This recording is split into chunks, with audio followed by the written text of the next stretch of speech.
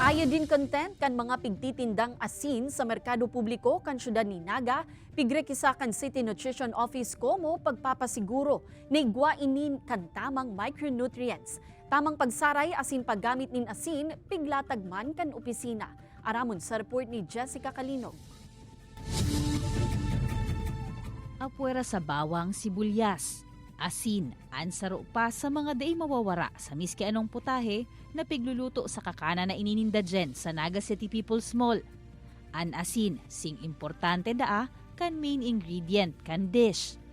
Ang asin kaya sa karinderya, siya sa nagtatauning nagbabalance kang timpla kang luto. Kaya importante talaga siya sa muya. Tapos less pa sa mga gamit kang another seasoning pag nagagamit ng asin. Mayor na panimpla sa mga pigluluto an asin, kaya kaipuhan na masyertong an nababakal sa merkado, laog sa standard asin igwanin magkakanigong iodine content.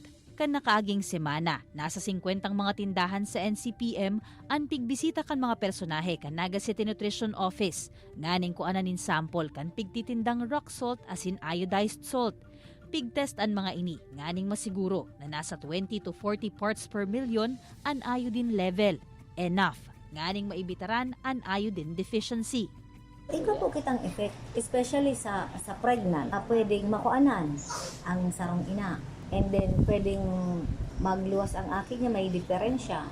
Pwedeng maluya ang sa iyang pag-iisip.